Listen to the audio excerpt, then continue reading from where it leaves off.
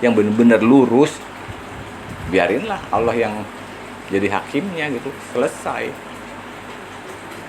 Nggak usah diributin, wah lo nggak sholat masuk neraka lo. Berarti dia udah jadi secara tidak langsung dia bukannya musyrik lagi, udah ngaku Allah, dia bisa netapin orang masuk neraka. Udah Allah itu jadinya, dia udah ngaku Allah secara tidak langsung.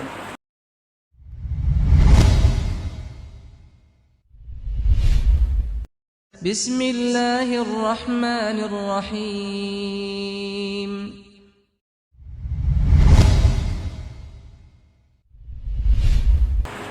Assalamualaikum warahmatullahi wabarakatuh. Waalaikumsalam warahmatullahi wabarakatuh. Jadi gini saya mau nanya, sebenarnya tuh yang namanya ibadah tuh, ibadah yang utama itu tuh apa sih kan ada orang bilang kalau yang pertama ditanya itu sholat, atau pokoknya kayak sholat tuh yang paling utama lah, yang paling penting tuh sholat. Itu gimana tuh menurut Kak? Jadi patokannya maksudnya yang utama itu yang pertama-tama kali ditanya itu sholat. Jadi ibadah yang paling utama sholat. Iya. Berarti kesimpulannya orang Islam yang melakukan sholat doang gitu yang masuk surga dong ya? Iya, pokoknya kayak kalau sholatnya bagus, semuanya bagus, sampai rezeki bagus, beruntung mulu lah, kayak beruntung mulu lah hidupnya gitu. Terus amal ibadahnya dianggap bagus juga gitu ya? Iya. Maksudnya gitu? Iya. Ada nggak orang korupsi dia sholatnya rajin? Banyak. Berarti masuk hitungan nggak jadinya? Bisa diyakini nggak jadinya seperti itu? Kita bicara realita itu kebenaran. Realita itu kebenaran, nggak bisa dipungkiri. Kenyataannya banyak yang sholat, ya kan? Ada juga yang sholat tapi dicap akan masuk neraka. Karena apa? Dia enggak mempunyai makna dari nilai-nilai terhadap sholat itu sendiri. Kalau secara sholat dalam arti ritual doang, sebenarnya bukan itu yang dimaksud. Walaupun ada perintahnya ya, memang diperintahkan. Tapi ada tujuan kan kenapa diperintahkan. Yang sebenarnya yang utama, ibadah yang benar-benar yang utama, yang pertama kali itu, kita itu harus ma'rifat dulu. Mengenal dulu. Ma'rifatullah, mengenal Allahnya dulu. Bagaimana kita bisa bicara ibadah yang lain benar kalau kita salah yang dituju? Ibadahnya kepada Tuhan yang salah gitu maksudnya. Paham nggak? Itu tuh gimana maksudnya? Sekarang sholat, tapi kita nggak paham yang namanya Allah tuh sifat-sifatnya seperti apa. Ya dia akhirnya sholatnya sekedar menggugurkan kewajiban, nggak dapat hikmahnya, nggak dapat maknanya karena belum mengenal. Jadi yang utama itu ya mengenal Allah dulu. Makanya Nabi itu 13 tahun di Mekah cuman la ilaha illallah, tidak ada Tuhan, ya kan, yang layak disembah kecuali Allah. Jadi tidak ada Tuhan yang layak diibadahi kecuali Allah. Kan itu yang gencar 13 tahun.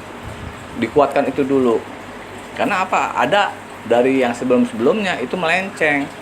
Ada yang lain dipertuhankan, dijadikan Tuhan.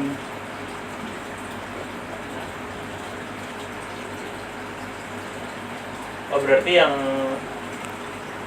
kayak sholat doang, maksudnya ngejalanin ritual sholat tanpa mengenal Allah dulu itu salah atau gimana? Ya dibilang salah enggak, ya tergantung. Kalau dia emang belum nyampe ya enggak bisa dibilang salah juga, karena dia sekarang anak SD sekolah, ya kan, cuman taunya pergi sekolah, ya kan belum paham sebenarnya bentuk apa. Mungkin 1-2 orang yang paham biar pintar, ya kan. Tapi anak seumur segitu itu untuk kepahaman dia untuk apa kan belum. Makanya rata-rata kan harus dikasih iming-iming kan, uang jajan lah apalah. Jadi belum tahu tujuan gitu, belum tahu yang sebenarnya. Tapi kan nggak salah gitu. Makanya harus mengenal dulu, intinya harus mengenal Allah dulu. Caranya gimana? Nah, sekarang kalau untuk cara mengenal Allah, sekarang kita harus melihat bagaimana kita bisa ada. Karena manusia itu apa? Sebelum ada manusia, sebelum ada alam semesta, yang ada siapa? Allah. Yang ada Allah aja kan. Terus bagaimana Allah mencipta semuanya? Allah mencipta alam semesta ini kan dari dirinya sendiri.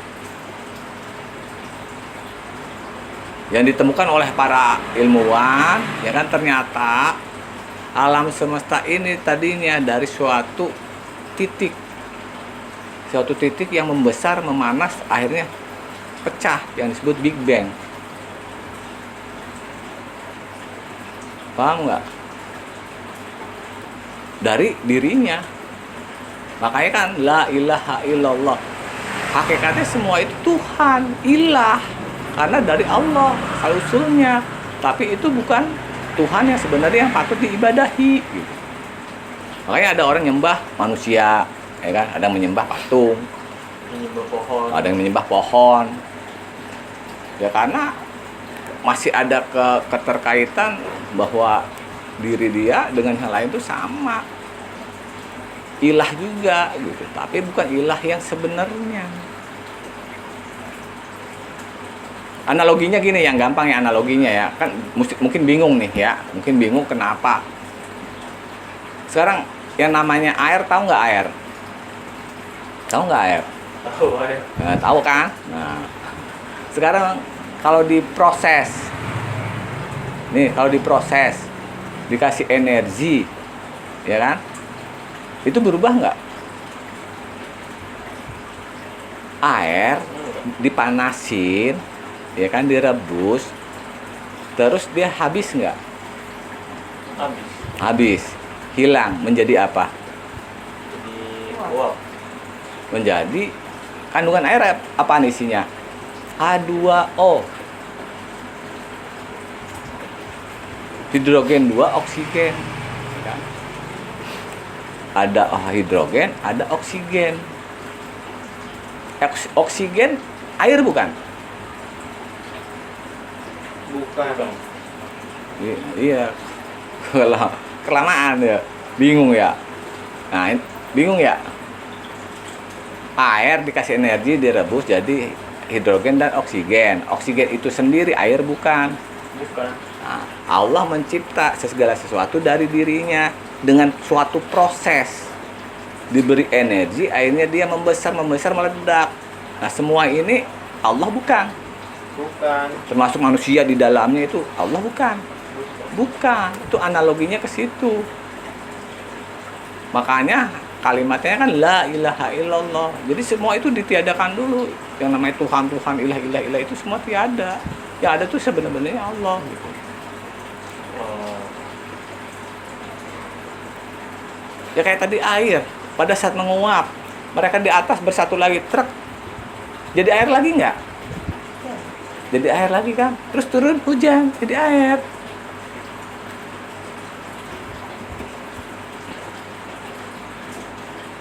Makanya innalillahi wa inna ilaihi rajiun. Semua akan kembali, balik lagi ke asal. Jadi jangan mimpi. Kalau mau ada yang ngeduain nanti. Ada suatu waktu tertentu yang disebut ajal, ada batas waktu. Itu yang namanya segala sesuatu yang dicipta itu tiada. Pembuktian bahwa yang ada hanya Allah saja. Yang awal yang akhir, ya kan? Yang tanpa ada awal dan tidak berakhir, ya kan? Sama kalimatnya karena satu kesatuan dan tidak bisa dipisahkan. Nah ini dulu kita harus kuat di sini dulu pemahamannya. Nah informasinya kan dari Nabi tuh, bagaimana mengenal banyak sifat-sifatnya, ya kan? Sifat-sifat Allah. Kita bisa lihat paling dari sifat-sifatnya yang bisa kita lihat. Zatnya nggak bisa dilihat. Siapapun manusianya nggak bakal bisa lihat. Benar nggak? Maha besar, ya kan? Bumi besar kan? Kita bisa lihat bumi nggak? Padahal kita ada di dalam bumi loh. Iya. Iya. Jadi jangan aneh kalau ada orang bilang aku di dalam Allah, Allah di dalam aku. Ya hakikatnya seluruhnya ada di dalam dirinya gitu. Jadi bukan berarti kita karena kita di dalamnya terus kita menjadi Tuhan. Ini yang harus diwaspadai karena apa? Putar-putaran kalimat ada yang bisa menjerumuskan ke sana. Seolah-olah sama, dia ya aku ya dia gitu. Sekarang aku manusia bisa ada gimana prosesnya gimana manusia ada?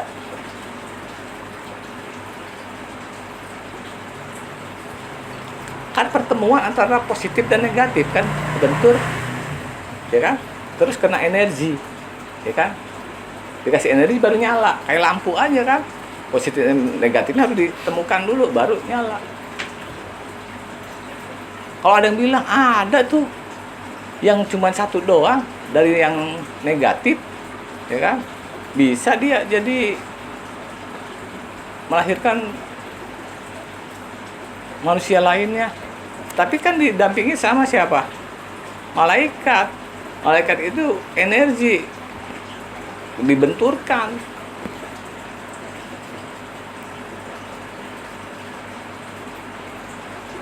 Ya kan?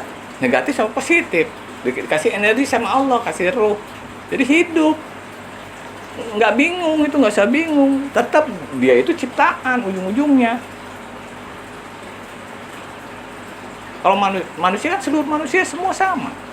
Ada jasad, ada jiwa, ada ruh. Semua kan sama. Benar nggak? Iya. Nah, kalau kita udah mengenal Allah yang satu-satunya itu, ya kan? Baru tuh kita bisa ibadah. Sholat, kita ingat. Kita bisa bergerak, bisa ngomong, bisa segala macam kan dengan kesadaran karena Allah kan. Betul nggak? Iya. Karena kan disuruh kan zikrullah kan? Mengingat Allah kan? Bener nggak? Iya.